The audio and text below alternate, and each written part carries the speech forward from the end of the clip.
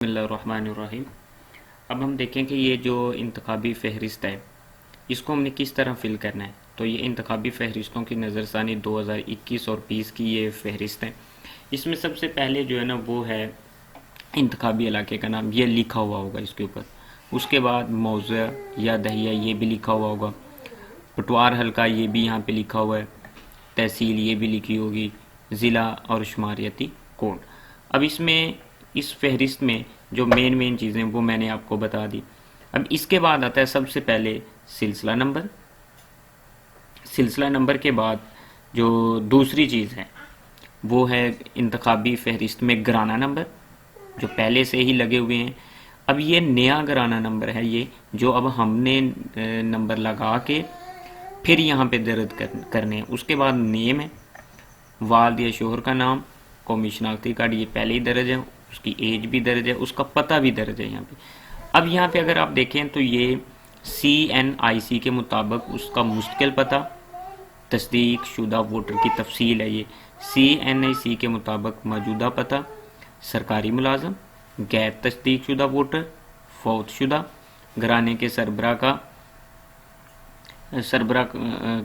सरबरा उसका mobile number और यहाँ पे दस्तखत और अंगूठा और यहाँ पे रिमार्क्स।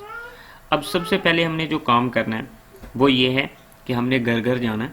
घर घर जाने के बाद हर घर जाना है, इस बात को यकीनी बनाना है कि कोई भी घराना ऐसा ना रहे कि जिसके अफराद से हमने तस्दीकी अमल मुकम्मल ना किया हो।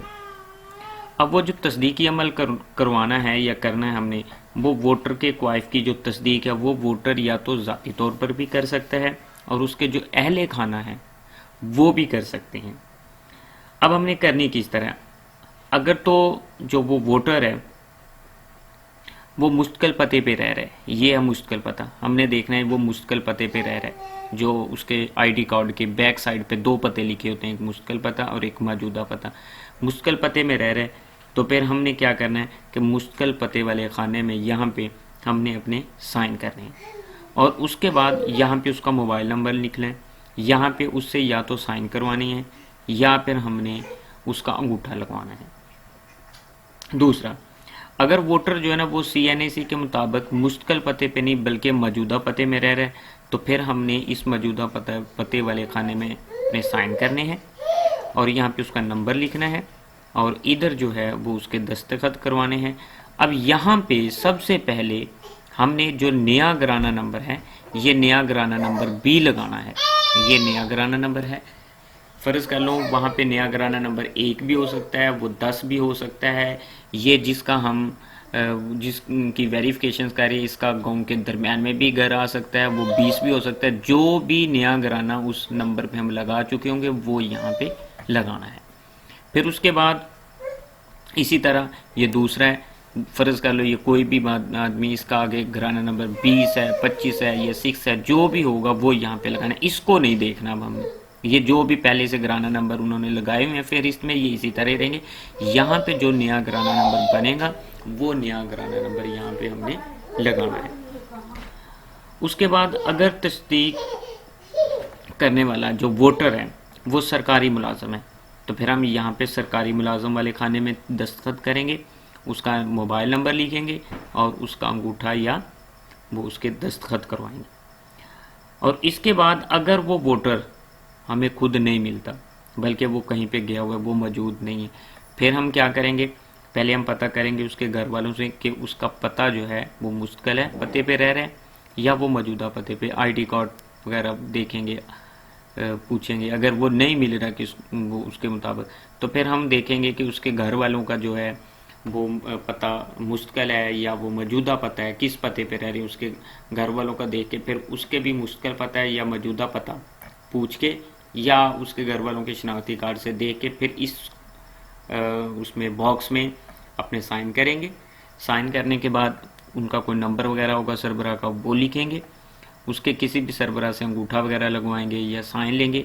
और जो रिमार्क्स हैं इसमें हम लिखेंगे कि वोटर मौजूद नहीं है, वोट या तो वो मुश्किल पते पे है तो फिर लिखेंगे कि वोट मुश्किल पते पे है। अगर वो मौजूदा पते पे है तो हम लिखेंगे कि वोट मौजूदा पते पे।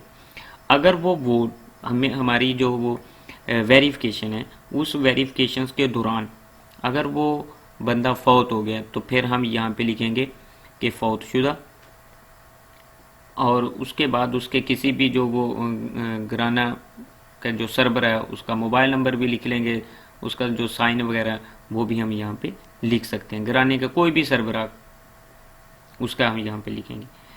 और इसके साथ साथ यहाँ पे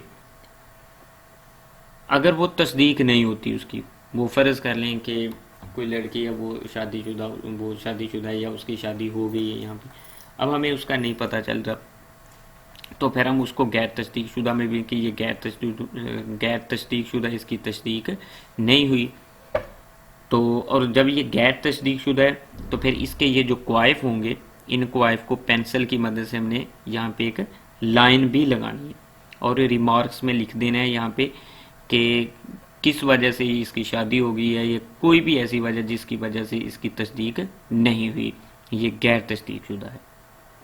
तो ये तरीक़ाकार है कि हमने ये फॉर्म किस तरह फिल करना है, यहाँ पे जो फहरिस्त है इसको किस तरह मुकम्मल करना है।